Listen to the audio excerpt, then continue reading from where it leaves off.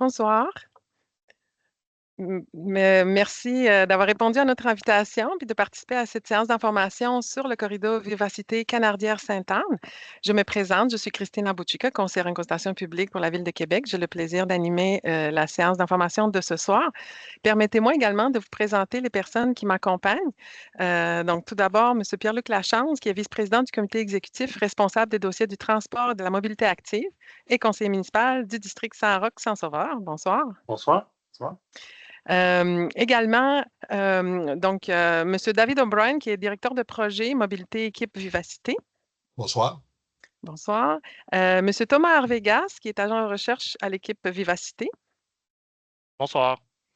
Et Mme Hélène Salès, ingénieure à l'équipe Vivacité. Bonsoir tout le monde. Il y en a parmi nous, OK, je ne vois pas, parce qu'en principe, peut-être qu'ils vont se joindre plus tard. Je vais les nommer. M. Claude Villeneuve, conseiller municipal du district Mézeray-Léré, et Mme Isabelle Roy, conseillère municipale du district Robert-Giffard, puis présidente de l'arrondissement Beauport, étant donné que le corridor va sur plusieurs districts pour 2 arrondissements. Alors, ils sont également invités ce soir. Donc, la rencontre de ce soir, c'est fort simple. On va avoir une première partie de présentation des aménagements proposés. Puis, par la suite, il va y avoir une période d'échange. Mais avant, j'aimerais inviter M. Pierre-Luc Lachance pour le mot d'introduction. Merci beaucoup, Christina. Donc, bonsoir à toutes et tous. Merci de prendre du temps ce soir. Une soirée pluvieuse, mais on parle quand même d'un beau projet qui va se développer prochainement sur la Canardière et Sainte-Anne. Un projet pour lequel on était déjà venu vous travailler en consultation avec vous en février, pour lequel on s'était engagé donc à revenir lorsque la conception allait être avancée. Donc, c'est un peu ce qu'on fait ce soir. Ne vous en faites pas, c'est des vrais professionnels qui vont vous présenter le tout. Donc, Thomas, Hélène et David s'occupent de tout vous expliquer, tout ce qui a été regardé au niveau des aménagements pour proposer quelque chose qui répond aux enjeux de sécurité. Hein? Les corridors de vivacité, ce n'est pas que l'aspect cyclable qu'on vise, mais bien aussi l'aspect sécurité. On vise aussi à ce que les conforts pour les piétons soient améliorés et donc les vitesses soient diminuées sur l'ensemble du territoire parce que les aménagements amènent un resserrement pour avoir un meilleur partage des voies. Donc, j'en dis pas plus. Je vais laisser nos experts faire le tout et je vous souhaite une bonne soirée et n'hésitez pas à poser vos questions à la fin. On est là pour répondre à l'ensemble des questions qui nous seront adressées. Merci beaucoup. Oh, Christina, ton micro. Merci, pardon. Merci, M. Lachance. Donc, et je vais revenir plus tard avec des précisions sur la période de questions. Donc, vous allez être invité à utiliser l'outil questions-réponses, mais vous allez également pouvoir lever la main et intervenir au micro. Alors, donc, j'inviterai M. David O'Brien pour l'introduction, puis après la présentation. Merci, Christina. Merci, M. Lachance. Et je tiens à saluer également M. Villeneuve qui vient se joindre à nous. Donc, merci. Ça nous fait énormément plaisir, l'équipe Vivacité, donc, de vous revoir. On s'est vu le 25 février dernier pour vous présenter donc les grandes lignes du projet. Et ce soir, on vient vous présenter vraiment le concept donc, qui sera déployé cet été sur le chemin de la Canardière et le boulevard Sainte-Anne. Christina vous a présenté les collègues qui m'accompagnent, donc Thomas Arvegas, qui est agent de recherche dans l'équipe et qui est le chargé de projet qui a travaillé très fort depuis plusieurs mois là, à arriver ce soir avec un projet de qualité. Hélène Salès est ingénieure en transport, très grande spécialiste notamment des feux de circulation et des signaux lumineux. Elle a travaillé énormément sur ce projet-là pour optimiser là, au maximum là, ce qu'on va vous présenter ce soir. Alors, vous avez une équipe là, aussi que vous ne voyez pas ce soir. L'équipe Vivacité est une équipe multidisciplinaire composée autant, comme vous le voyez, de professionnels, d'ingénieurs, de techniciens en génie civil, d'urbanistes, donc d'architectes du paysage. On touche vraiment tous les aspects, comme M. Lachance a mentionné, pour travailler la rue dans son ensemble.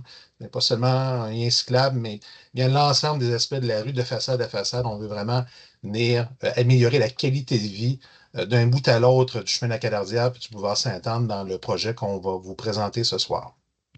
Donc, on peut peut-être partager, Thomas, la présentation et l'avancer à la page 2. Donc, l'objectif ce soir, hein, c'est à la suite d'ateliers d'échange du 25 février dernier. On a reçu des commentaires de votre part, donc les citoyens qui étaient présents. On a reçu évidemment beaucoup de commentaires aussi lors du sondage qui a été fait plus tôt là, en décembre et janvier. On vous a présenté donc tout ça le 25 février dernier. Ce soir, on ne répétera pas les choses que vous avez déjà vues. Évidemment, là, on ne représentera pas l'ensemble des résultats du sondage ou des données d'avant-projet puisqu'elles sont accessibles dans la présentation qui est disponible en ligne. On veut se concentrer ce soir vraiment sur le projet en soi, donc ce qui va être implanté et les mesures d'atténuation lorsqu'il y a des effets là, du projet là, sur la circulation, par exemple, le stationnement. Vous allez voir ça donc dans quelques minutes. On vise également ce soir à vous présenter l'échéancier plus précis de réalisation du projet. Passe à la suivante. Donc, vous voyez l'ordre de présentation. Thomas va commencer par vous présenter les données d'avant-projet de façon sommaire. L'aménagement retenu. Hélène, par la suite, vous présentera là, tout le volet là, des avantages et des impacts anticipés des mesures d'atténuation. Et évidemment, à la fin, on reviendra avec l'échéancier et les prochaines étapes. Donc, si on peut passer à la suivante, juste vous rappeler où on en est dans le processus de projet. Hein? Donc, quand on est venu vous voir en février, on était à l'étape d'atelier d'échange. Avant ça, à l'automne, avec le sondage qu'on a fait notamment, où on a eu énormément de répondants, c'était la période d'avant-projet. Donc, l'atelier d'échange de février. On a travaillé donc depuis le mois de février, depuis qu'on vous a vu, à concevoir le projet. Et ce soir, on arrive donc en séance d'information pour vous présenter la version du projet qui sera implantée. Et par la suite, la dernière étape du projet, c'est la réalisation, donc ce qui s'en viendra au courant de l'été. Donc voilà pour ma part. Sans plus tarder, je cède la parole à Thomas qui assurera la suite de la présentation et Hélène. Merci. Bonne soirée. Merci David. Merci à tout le monde dans la salle d'être présent ce soir. C'est vraiment un super projet qu'on vous présente. Aujourd'hui, on a travaillé très fort, comme David l'a mentionné. Donc, on est assez excités de vous présenter ça en séance d'information aujourd'hui. Donc, premièrement, je vais faire une petite définition de qu'est-ce qu'est un corridor vivacité. Comme M. Lachance l'a expliqué dans son mot d'intro, les corridors vivacité, c'est des axes cyclables, oui, mais on mise essentiellement sur la sécurité et le confort des usagers de nos liens cyclables. On souhaite que ces liens-là puissent être utilisés par des utilisateurs de tout âge et de tout niveau de cyclisme possible. Donc, c'est vraiment, dans le jargon, on appelle ça un aménagement triple A. On souhaite aussi que nos projets soient praticables à l'année, donc ça implique qu'on déneige nos liens cyclables. On souhaite aussi que ces derniers offrent un accès direct et efficace aux différents lieux d'activité, aux différents aux différents lieux d'activité d'un secteur.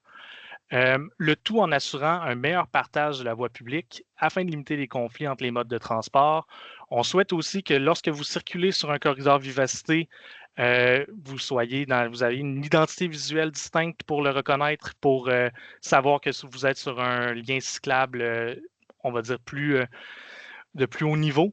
Et de plus, on intègre beaucoup les besoins des cyclistes aux différents feux de circulation dans la synchronisation des feux de circulation afin, encore une fois, d'assurer leur sécurité et le confort. Pour un projet CVC, on a deux types d'aménagements qui sont possibles. Donc, on a l'aménagement évolutif qui est le cas du projet qu'on vous présente ce soir. Donc, un aménagement évolutif, c'est le but premier, encore une fois, c'est d'améliorer la sécurité des piétons et des cyclistes, et ce, sans réaliser de travaux majeurs. Donc, on travaille vraiment avec l'emprise de rue qui nous est disponible. C'est une façon pour nous qui est plus rapide d'implanter un lien cyclable, qui nous permet aussi d'avoir puis on y va avec des interventions minimales. Donc, essentiellement, on va travailler avec du marquage sur la chaussée, installer des bollards réfléchissants pour créer une séparation physique avec le lien cyclable. Et à l'occasion, on va faire certains réaménagements géométriques simples. De plus, comme je l'ai expliqué à la diapositive d'avant, on va être en mesure aussi de faire des modifications à l'occasion aux équipements et à la programmation des feux de circulation. dans le cadre d'un projet permanent. Je vais passer rapidement puisque ce n'est pas le cas de notre projet ce soir. C'est des projets qu'on réalise lorsqu'on a une opportunité qui est liée à des travaux majeurs, donc par exemple une ouverture de rue ou du resurfaçage de chaussées. Comme je l'ai mentionné, un CVC évolutif, on doit utiliser l'emprise de rue qui nous est disponible. Donc, la façon qu'on fonctionne, c'est que le cadre bâti des rues nous impose une largeur définie et limitée pour nos aménagements. Donc, on est obligé de travailler de trottoir à trottoir, comme vous pouvez voir sur l'image. Lorsque l'axe, justement, est limité par cette contrainte-là, on a 3 options généralement qui sont à notre disposition pour créer de l'espace afin d'être en mesure d'insérer un lien cyclable sans avoir à faire des travaux majeurs. Donc, ces trois outils-là, c'est soit retirer des espaces de stationnement d'un ou des deux côtés de la rue pour être en mesure de récupérer de l'espace, implanter un sens unique. Ça implique parfois qu'on retire la voie de circulation dans le sens opposé qui nous permet encore une fois d'aller faire des gains au niveau de l'espace sur la chaussée. Et dernièrement, c'est réaffecter certaines voies de circulation qui sont excédentaires, donc des voies de circulation qui ne sont pas justifiées par les débits de circulation automobile, afin de prendre cet espace-là et de mettre en place un lien cyclable. Donc, pour aller plus dans le vif du sujet de notre projet qu'on vous présente ce soir, donc le CVC du chemin de la Canardière et du boulevard Sainte-Anne fait partie du grand corridor F qui va relier à terme le vieux Limoilou et les chutes Montmorency à Beauport. Notre projet emprunte en premier lieu le chemin de la Canardière à l'ouest entre la 8e avenue et l'avenue de la Vérandrie dans le quartier Mézeray. Et ensuite va emprunter le boulevard Sainte-Anne entre l'avenue de la Vérandrie et le boulevard François de Laval à l'extrémité est dans Beauport. Donc, vous pouvez voir, on a fait un petit carton de localisation pour vous faciliter la tâche. C'est un projet d'une longueur de 3,5 km. C'est un endroit aussi, c'est des 2 boulevards où est-ce que présentement, il n'y a aucun lien cyclable. Donc, nous, on vient implanter un nouveau lien cyclable structurant et fonctionnel à l'année qui va permettre des connexions avec le réseau cyclable régulier, notamment la 8e avenue, le corridor des cheminots, l'avenue de la Ronde, l'avenue Mailloux, l'avenue d'Estimauville et une connexion au corridor du littoral. Notre projet répond notamment à plusieurs demandes de citoyens qui sont passées via le 3.1 et aussi certaines résolutions de conseil de quartier, notamment le conseil de quartier Mézeray, qui nous a envoyé récemment une résolution en novembre 2024 qui mentionne ne pas attendre la mise en œuvre du projet de tramway pour améliorer la mobilité active sur le chemin de la Canardière et d'accorder une attention particulière aux vélos sous le viaduc ferroviaire. Donc, avec cette résolution-là, notre projet va y répondre et oui, c'est ça, va répondre à la demande du conseil de quartier Mézeray. Donc, tout comme David l'a présenté en entrée de jeu, on va vous présenter sommairement les données d'avant-projet qu'on a utilisées afin d'être en mesure de faire un choix par rapport à l'aménagement de notre axe sur le chemin de la Canardière et le boulevard Sainte-Anne.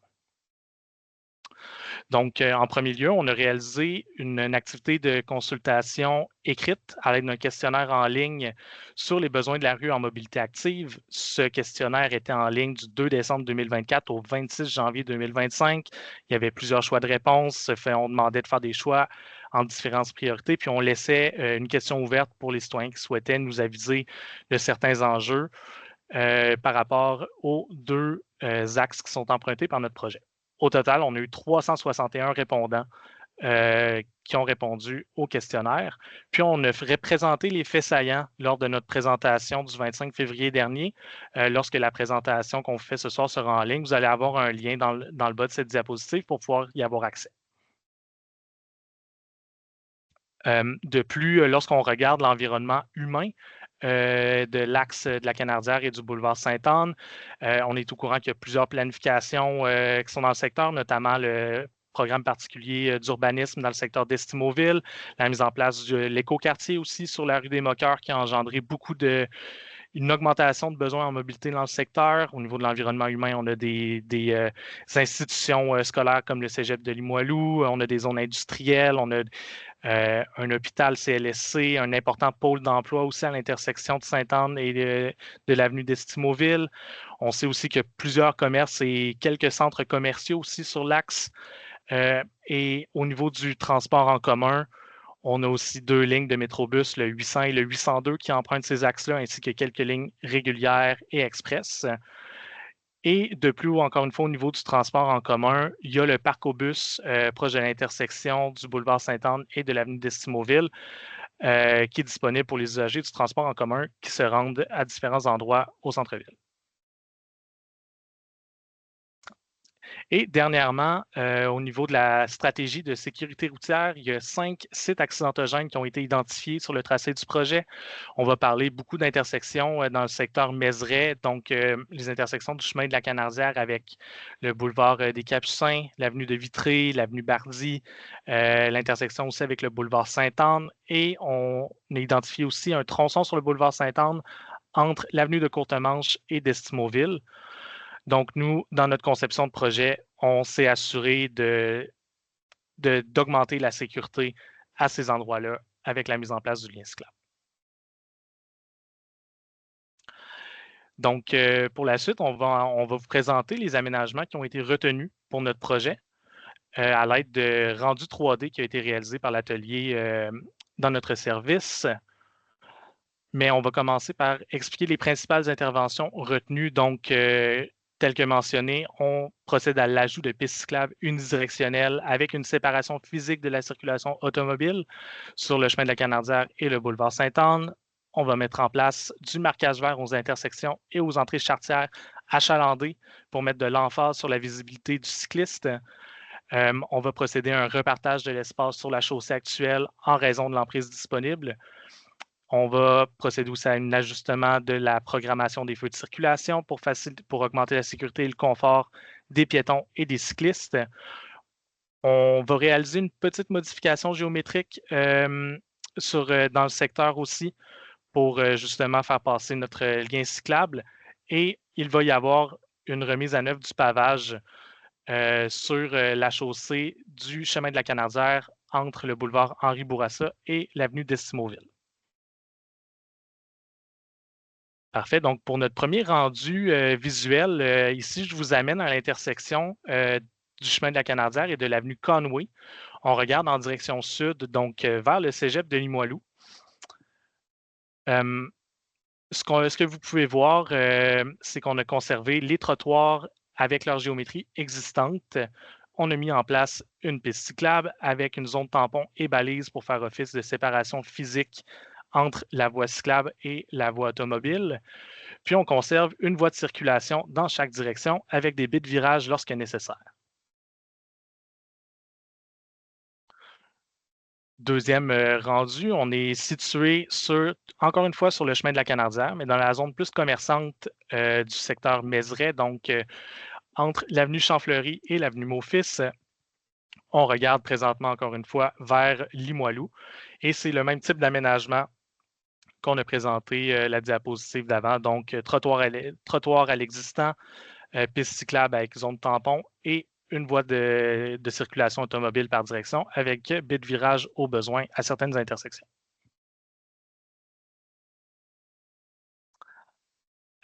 Ici, on est sur le boulevard Sainte-Anne, proche de l'intersection d'Estimauville. On regarde vers l'ouest.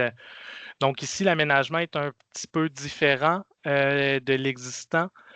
Ce qu'on a fait, c'est qu'on a encore une fois conservé le trottoir. On a mis en place une piste cyclable séparée de la voie de stationnement, cette fois-ci avec une zone tampon, des blocs butoirs et des balises. On a conservé le stationnement tarifé existant et il va y avoir une voie de circulation dans chaque direction. Je vous amène aussi au côté opposé. Que présentement, le stationnement n'est pas permis. On a été en mesure de rajouter des espaces de stationnement tarifés à cet endroit-là. Et ces derniers vont être aussi séparés de la piste cyclable avec des blocs butoirs et des balises. si jamais ça peut vous aider à mieux l'imager. Voici un exemple de à quoi peut ressembler les blocs butoirs qui séparent une voie automobile et la voie cyclable. Ça, c'est ce qu'on a mis en place l'été dernier sur la 52e rue Ouest à Charlesbourg. Donc ici, on est pas mal à l'extrémité ouest de notre projet sur le boulevard Sainte-Anne. Ici, on voulait vous présenter qu'à partir de l'avenue Poulain jusqu'à l'avenue du Sanctuaire, avant le viaduc qui mène au boulevard François de Laval, on a été en mesure de conserver 2 voies de circulation par direction et mettre en place notre piste cyclable avec la zone tampon et les balises. Sur ce, je vais passer la parole à ma collègue Hélène qui va vous présenter les avantages et les impacts anticipés ainsi que les mesures d'atténuation. Merci. Merci, Thomas. Donc, tu peux passer à la prochaine diapositive. On va pouvoir commencer ça. Ici. Donc, pour ce qui est des avantages pour le projet, il y en a quand même plusieurs que je vais vous nommer. Donc, évidemment, on a l'ajout d'un lien cyclable 4 saisons sécuritaires qui peut être mis en place sur tout le trajet. Dans l'amélioration de la sécurité et du confort des piétons sur le trottoir, je vais vous expliquer ça un peu plus loin. Une meilleure intégration des besoins des transports actifs dans la programmation des feux de circulation. Une amélioration de la sécurité globale de l'axe Canardière et Sainte-Anne. L'amélioration de la visibilité des cyclistes. Une amélioration aussi du confort des automobilistes et des cyclistes. Et ça, on dit surtout ça à cause de la réfection du pavage entre Alain-Bourassa et d'Estimoville sur Canardière et le boulevard Sainte-Anne.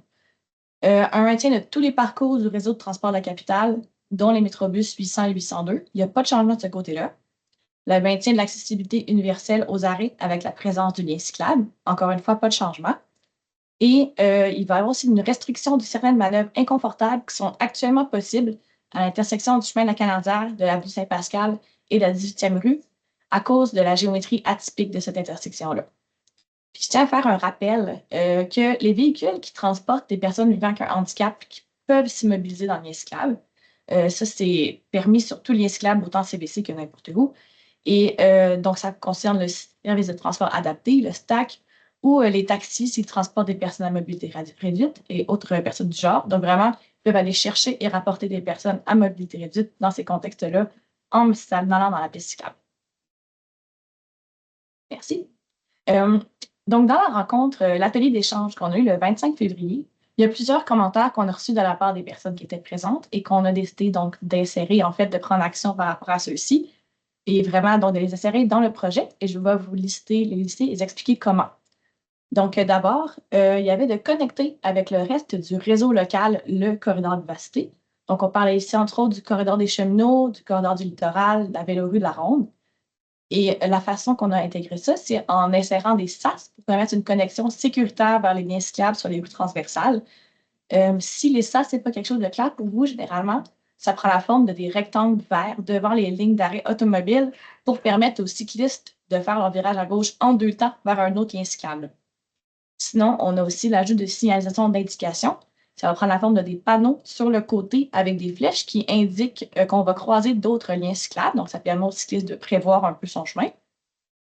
Un autre commentaire qu'on avait reçu, c'était de sécuriser l'intersection de la Canardière, 18e rue et Saint-Pascal. À cet endroit-là, on a fait des changements à la programmation des feux et on a prévu la restriction de certaines manœuvres que je vais vous présenter plus loin. Ensuite, on avait d'assurer la sécurité des cyclistes à proximité des stationnements privés. D'abord, en faisant le retrait de stationnement sur rue à plusieurs endroits, automatiquement, ça permet d'optimiser la visibilité des cyclistes sur le chemin de la Canardière ou le boulevard Sainte-Anne. Et aussi, on fait l'ajout d'un marquage vert aux entrées charretières qui sont bien achalandées le long du projet. Un autre commentaire qu'on avait reçu était de sécuriser l'intersection du boulevard Sainte-Anne avec le boulevard François de Laval, notamment en interdisant le virage à droite au feu rouge. Donc, en fait, sur tous les projets de corridor vivacité, les virages à droite au feu rouge sont toujours interdits parce qu'on constate que c'est une manœuvre qui est dangereuse pour le cycliste. Donc, ça va être effectivement le cas à cette intersection-là, comme à toutes les intersections du projet. Et il y aura aussi certaines bonifications au marquage à intersection pour assurer la visibilité du cycliste. Le dernier commentaire était de minimiser les risques de ralentissement de la circulation lorsque des véhicules souhaitent effectuer un virage à gauche. Donc, pour ce qui est des rues transversales, on a inséré des baies de virage à gauche permettant de s'y rendre à plusieurs endroits, à des endroits où est-ce que les débits, dans le fond, le justifiaient. Donc, ça fait partie de notre analyse de circulation, justement, ces données-là. Et évidemment, il n'y a pas de baies de virage à droite, virage à gauche, par exemple, vers les entrées privées, mais il y a beaucoup de boulevards d'artères à Québec qui vivent avec une rue dans chaque sens, avec des entrées, justement, privées ou des stationnements privés. Donc, on n'attend pas à ce qu'il y ait trop d'enjeux par rapport à ça. Parler plutôt de l'amélioration de la sécurité et du confort piéton.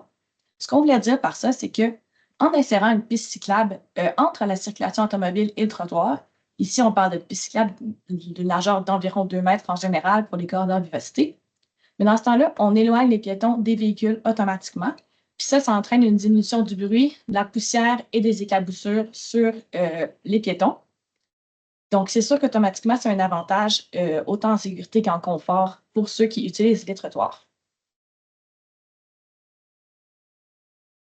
Pour ce qui est des restrictions de manœuvre dont je vous parlais plus tôt, l'intersection du chemin de la Canardière, de la 18e rue et de l'avenue Saint-Pascal a vraiment une configuration atypique. Si vous êtes dans le secteur, vous connaissez probablement l'intersection, qu'il y a une diagonale qui croise une rue droite, donc il y a une autre branche aussi qui arrive. C'est compliqué quand même à circuler là-dedans. Et les manœuvres de virage à gauche à partir du chemin de la Canardière sont très peu confortables. Si vous regardez à partir du sud, qu'on veut tourner à gauche, c'est un virage en épingle. Même chose si on part du nord et qu'on veut continuer à la première rue à gauche, c'est très serré. Donc, on trouve ça peu confortable et c'est aussi très peu effectué. Il y en a moins de 5 personnes par heure qui effectuent ces mouvements-là. Donc, on a choisi d'interdire ces manœuvres-là pour des questions de sécurité et aussi pour assurer la fluidité sur l'axe. Mais c'est vraiment juste les virages à gauche à partir du chemin de la Canardière qui sont interdits.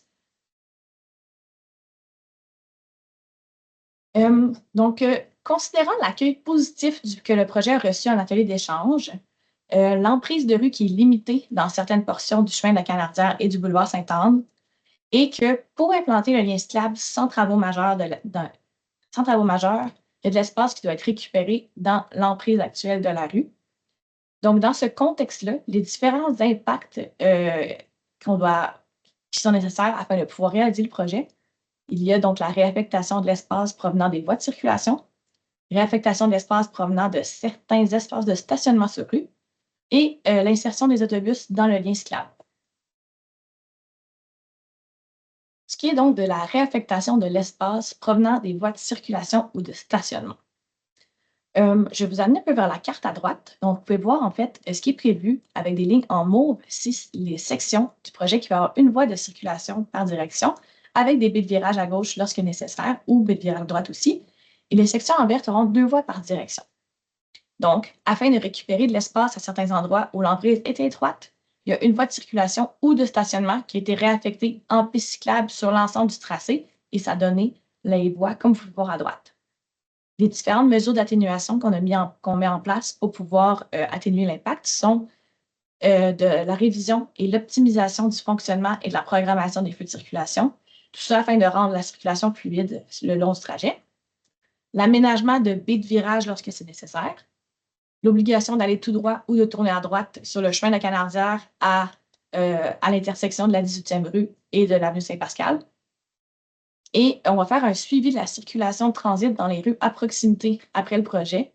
Et on va mettre en place des mesures au besoin. Donc, c'est vraiment important pour nous de monitorer ce qui se passe à la suite et voir s'il y a des impacts autour. Parce que le projet, c'est pas juste l'axe qui est emprunté exactement. Sinon, pour l'impact sur le stationnement sur rue, le stationnement est déjà interdit sur environ 70% du tracé. Donc, le 70% du 3,5 km qui couvre le chemin de la Canardière et le boulevard Sainte-Anne, c'est interdit. Sur la carte à droite, vous pouvez voir, c'est en bleu, ces sections-là. Donc, c'est quand même la majorité du projet. Et afin de récupérer de l'espace à certains endroits où l'emprise est étroite, les espaces existants où le stationnement était permis devront être utilisés pour mettre en place le lien cyclable. Donc, ces zones-là seront en orange dans la carte. Sur le chemin de la Canardière, sur une distance d'environ 225 mètres, il y a 40 espaces de stationnement qui devront être retirés. Et sur le boulevard Sainte-Anne, sur une distance d'environ 540 mètres, il y a environ 37 espaces de stationnement retirés et certaines modifications aux conditions de stationnement dans certains tronçons que je vais vous expliquer plus bas. Les endroits où les conditions de stationnement changent, c'est les sections en mauve dans la carte. Pour ce qui est des différentes mesures d'atténuation, dans ce bord, on s'est assuré, on a une analyse des conditions de stationnement à l'actuel qu'on vous a présenté en février, et on s'est assuré que la capacité de stationnement dans les rues du secteur était suffisante. Donc, on a vérifié qu'il y a environ 120 cases de stationnement situées dans un rayon de 100 mètres autour du secteur commercial Mézeray. Et ce 100 mètres-là, on peut l'interpréter comme environ 2 minutes de marche. Donc, c'est à proximité. Ensuite, on s'est assuré que le taux d'occupation moyen du stationnement sur rue n'était pas à capacité. Donc, on a un taux d'occupation moyen de 31,3 %. Les modifications aux conditions de stationnement sur le boulevard Sainte-Anne, donc il y a 2 zones qu'on fait des modifications. Entre l'avenue Niverville et la rue de Courtemanche, il y a 20 espaces de stationnement qui seront maintenus. Si on va plus à l'est, entre l'avenue d'Estimauville et la rue des Moqueurs, il y a 7 espaces de stationnement tarifés qui sont maintenus. Et sur le côté sud, comme Thomas vous disait tantôt par rapport dans le rendu visuel, on ajoute 16 espaces de stationnement tarifés dans ce secteur-là aussi, donc entre Estimauville et des Moqueurs. Et finalement, on a eu des discussions et des mesures personnalisées avec certains commerçants pour assurer le maintien des livraisons, comme par exemple mettre en place des zones débarcadères dans une rue traversale pour s'assurer que les camions puissent se stationner là pour leur livraison. Pour ce qui est des temps de déplacement véhiculaire, en fait, on a fait des mesures et des analyses de circulation pour voir l'impact que le projet aurait. Donc ici, quand on parle, le trajet complet qu'on a évalué, c'est la distance complète de 3,5 km entre la 8e avenue et le boulevard François de Laval. Et considérant qu'il y a plusieurs accès à des entrées et sorties d'autoroute le long du trajet, il faut s'attendre à ce que peu d'automobilistes fassent le trajet d'un bout à l'autre. Mais pour avoir une évaluation complète de la situation et vraiment l'estimation la plus conservatrice, on a fait des analyses pour le projet complet. Et il y a 2 types de données qu'on vous présente. Donc, ce qui est à l'actuel, ça a été mesuré sur le terrain en auto d'un bout à l'autre pour voir le temps que ça prenait présentement. Et le résultat anticipé, c'est le résultat issu de simulations informatiques. Donc, dans le cadre de nos analyses de circulation, on fait des simulations. Et c'est à prendre avec un grain de sel, évidemment, c'est généralement des données conservatrices. Suite à ce résultat anticipé-là, sur le terrain, ça peut prendre une tournure un peu différente aussi. Donc, il faut faire un suivi post-implantation et on effectue des modifications afin d'optimiser le projet pour voir si ça passe vraiment comme on l'espérait. Dans le tableau que je vais vous présenter, on parle aussi de pointe. La pointe, c'est la période de la journée qui a le plus de véhicules sur le réseau routier et c'est une donnée qui est utilisée pour une estimation plus conservatrice des temps de déplacement pendant les pires moments de la journée. Donc, je vais commencer par présenter les données pour la direction Est. Donc, quand on part de François de Laval et qu'on se rend à la 8e avenue, et je vais parler de la pointe du matin, donc entre 7 h et 9 h du matin. À l'actuel, ça prend environ 7 minutes 2 secondes faire ce trajet-là. Et dans la situation anticipée, donc après le projet, ça prendrait environ 9 minutes 2 secondes. Donc, on s'attend à une augmentation d'environ 2 minutes du temps de déplacement véhiculaire. Pour ce qui est de la pointe de l'après-midi, dans la même direction, vers l'est, à l'actuel, ça prend environ 8 minutes 19 secondes. Et ce qui est anticipé, c'est un 12 minutes 49 secondes, ce qui fait une différence de 4 minutes 30 secondes, que je vais vous expliquer un peu plus loin. Pour la direction ouest, vers la 8e avenue, excusez-moi, je me suis trompée. La direction est, c'était de la 8e avenue à François de Laval, pardonnez-moi. Donc, pour la direction ouest, on part de François de Laval et on se rend vers la 8e avenue. À l'actuel, à l'heure de pointe du matin, ça prend 11 minutes 18 secondes de faire le trajet. Et ce qui est anticipé, c'est un 10 minutes 12 secondes. Donc, une diminution de 1 minute du temps de parcours. Et pour la pointe de l'après-midi, entre 15 h et 17 h, ça prend actuellement 11 minutes 50 secondes faire le chemin. Et ça prendrait dans le futur 10 minutes 44 secondes. Encore une diminution d'une heure. D'une heure, excusez-moi, d'une minute. Donc, vous pouvez remarquer en fait que oui, on a augmenté dans une direction la durée, mais elle a diminué dans l'autre et ça permet un peu de balancer en fait en synchronisant mieux les feux. Donc, voici ça, évidemment, c'est des données qui peuvent vraiment être différentes lors de l'implantation. C'est seulement une estimation conservatrice pour nous permettant d'avoir des attentes pour le futur. Et aussi, vu qu'on parle des pointes, il faut considérer que la diminution des temps de parcours attendus pendant les autres heures de la journée, bien justement, on s'attend à une diminution. Ce n'est pas aussi, des aussi longues distances, des aussi longs temps de déplacement que pendant les pointes. Donc, un dernier impact qu'a l'implantation d'un lien cyclable, c'est l'insertion des autobus dans le lien cyclable. Donc, en fait, les arrêts d'autobus continuent à être desservis comme avant. Donc, l'autobus, dans le cas avec le lien cyclable, il s'insère dans la bande cyclable qui devient une zone d'arrêt et s'accoste au trottoir pour embarquer et faire descendre des utilisateurs. Ça fait en sorte que du côté cycliste, il y a une réduction du confort lorsque l'autobus s'accoste au trottoir et dans la bande cyclable, évidemment. Et aussi, il y a une zone d'environ 30 mètres qui n'a pas de balise réfléchissante à chaque arrêt d'autobus pour pouvoir permettre cette insertion-là. Donc, pendant cette distance-là, le cycliste n'a pas de protection physique avec les automobilistes et il y a une petite perte de confort justement par rapport à ça. Finalement, pour les mesures d'atténuation proposées pour cet enjeu-là, nous, on est en collaboration étroite avec le RTC. On fait un suivi de données d'achalandage, de temps de parcours, après la mise en place du projet et on est en discussion vraiment constamment avec eux pour s'assurer de pouvoir travailler le mieux ensemble possible et d'avoir rapidement des solutions à proposer si jamais ils ont des enjeux. Je vais laisser Thomas continuer. Merci. Merci beaucoup, Hélène. Donc, on est rendu à la fin de la présentation.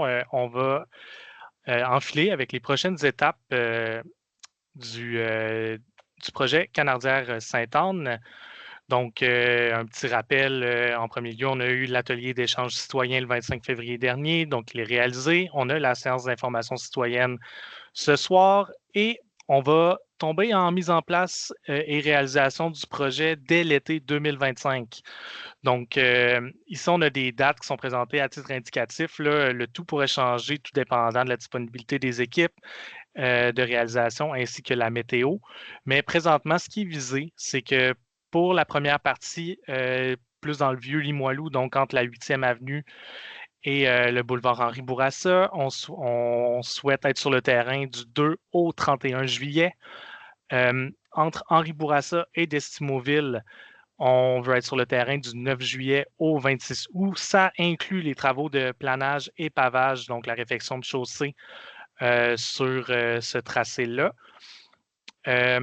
Puis, dernièrement, les travaux dans l'Est, donc entre l'avenue d'Estimoville et le boulevard François de Laval, on vise à être sur le terrain du 23 juillet au 2 septembre. De plus, comme Hélène l'a mentionné, on monitore beaucoup nos projets, surtout lorsque c'est des projets évolutifs. Donc, on s'assure de faire un suivi une fois les aménagements en place et implanter des bonifications selon le retour d'expérience et aux besoins. Donc, vous, les citoyens, vous êtes nos yeux sur le terrain. Donc, lorsque le projet est réalisé, n'hésitez jamais à contacter la Ville, à faire un appel au 3-1 si vous voyez des problématiques. Nous, ça va nous faire plaisir de noter ça et de valider si on peut faire des bonifications à la suite de vos demandes. Donc, je vais repasser la parole à Christina et on va tomber en période d'échange. Merci beaucoup de votre écoute. Merci beaucoup pour la présentation. Donc, c'est maintenant la période d'échange.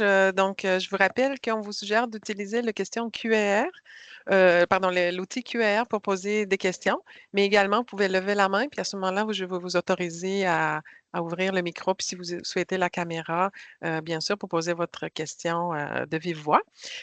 Donc, sachez que la présentation de ce soir est déjà en ligne sur la page du projet où je vous ai mis le lien dans l'outil QR et la présentation, l'enregistrement sera disponible dès demain. Donc, si jamais parmi vos voisins, vos connaissances, il y avait des gens qui n'ont pas pu être là ce soir, mais sachez qu'ils peuvent le regarder sur la page web. Alors, on avait une première question dans l'outil QR, puis j'avais noté que c'était par rapport au stationnement. Nelson voulait savoir qu'en est-il sur le boulevard Sainte-Anne entre Bardy et Mailloux jusqu'à Destimoville. Alors, Hélène, puis c'est ça, au besoin, on peut revenir à la présentation si vous jugez nécessaire, là. Oui, donc en fait, c'est une section où le stationnement a dû être retiré à cause de l'espace disponible et aussi La quantité d'entrées charretières, là, je suppose que monsieur parlait surtout entre la véranderie, là, le secteur de stationnement, justement, qui est présentement en place. Là. À cause de toutes les entrées charretières dans le secteur, il y avait une question d'enjeu de visibilité si on achetait du stationnement encore plus loin aussi. Donc, il y avait plusieurs raisons pour le retirer à cet endroit-là. Donc, il est retiré, c'est ça, Oui, la mais il y a précision. quelques espaces, par exemple, qui vont être ajoutés un petit peu plus loin, en fait, sur le boulevard Sainte-Anne, donc à côté de Niverville, donc à une distance relativement courte. Je ne sais pas, Christina, si on peut repartager le volet Oui, là, de présentation de Thomas là, avec la carte du stationnement. Ça va peut-être plus oui, facile ça serait tout pour à fait. monsieur. Oui. Alors, peut-être revenir sur le tronçon dont il était question, entre Destimoville. OK, oui, c'est ce bout-là.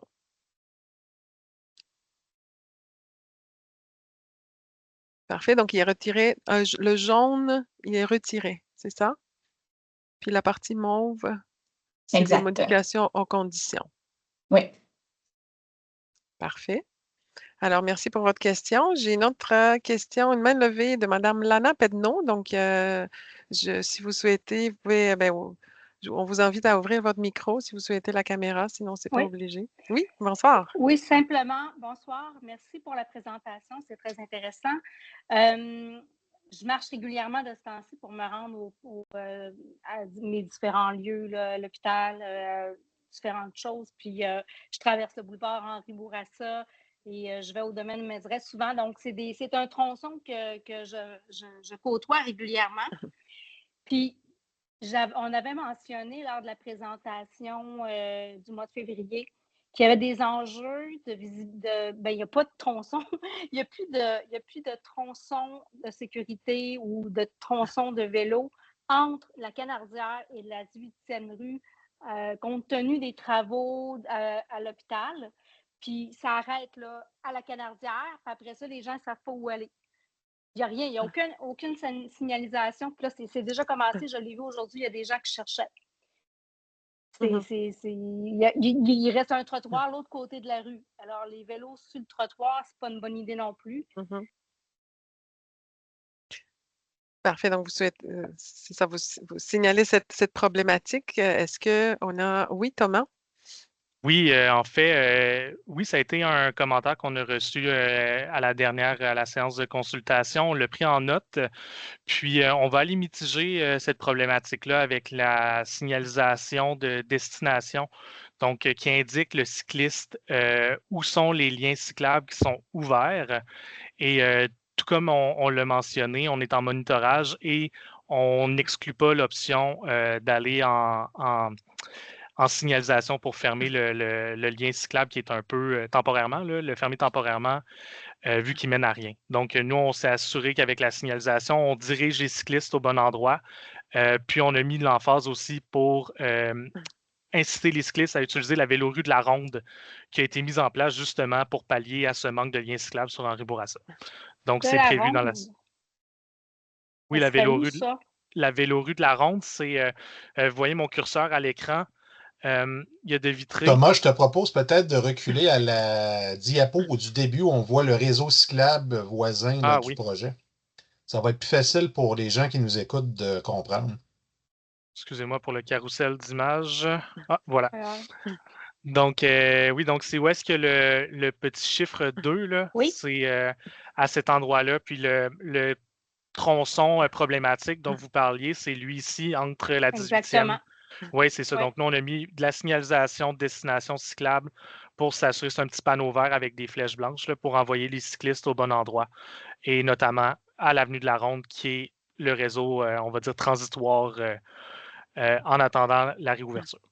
Donc, en arrière de l'hôpital. En arrière de l'hôpital, c'est l'avenue de Vitré.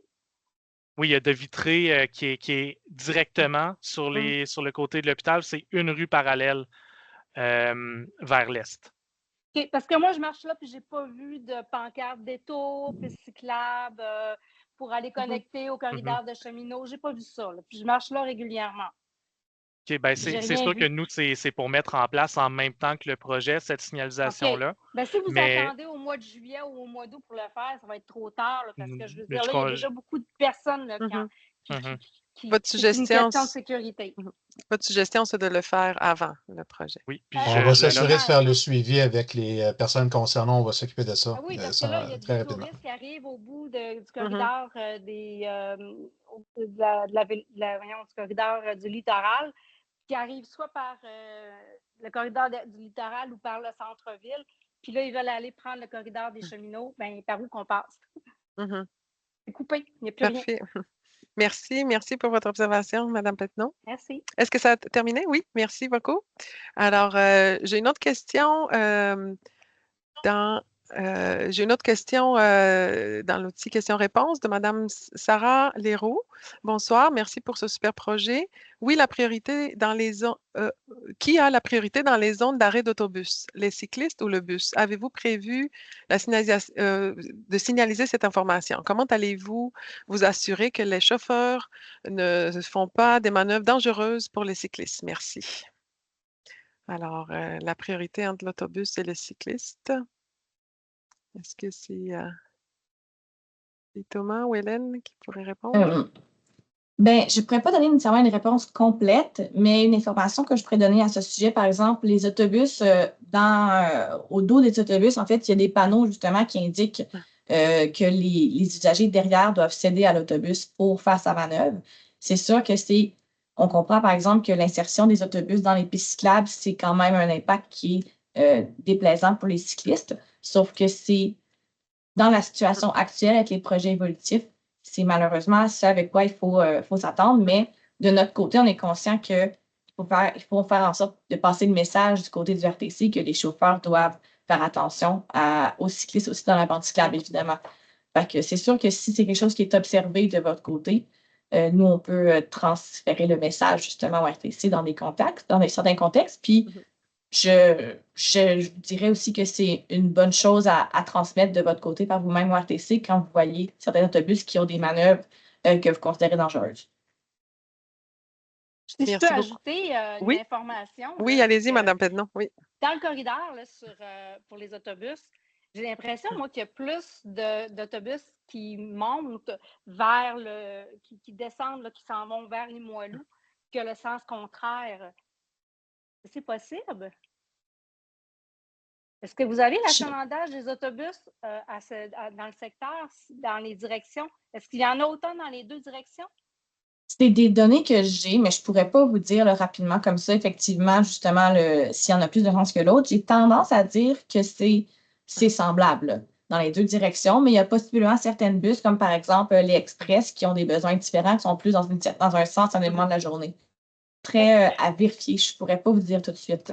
Ça pourrait être aidant là, pour la signalisation, puis pour sécuriser tout le monde. S'il y en a vraiment, s'il y a un achalandage accru d'un côté, ben, peut-être d'améliorer la circulation de l'autre côté, je ne sais pas. Merci pour la suggestion. Merci, Madame Pedon. Je vais vérifier s'il y a d'autres mains levées. Je n'ai pas d'autres mains levées. Je vais vérifier dans le questions-réponses. N'hésitez pas si vous avez des questions, des commentaires. Nelson, merci pour ce beau projet qui ralentira la circulation et rendra plus sécuritaire le déplacement dans le secteur. Alors, merci. On est content que vous appréciez le projet. Il y avait d'autres personnes qui souhaitent intervenir, poser des questions. Madame Pednon, c'est une vieille main. Il y a une main levée. J'imagine que...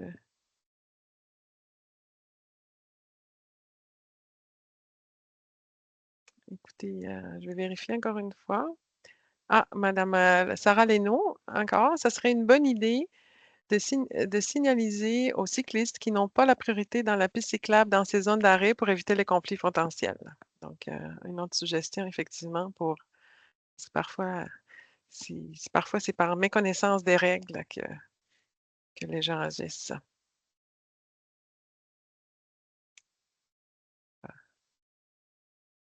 D'autres questions? Commentaires?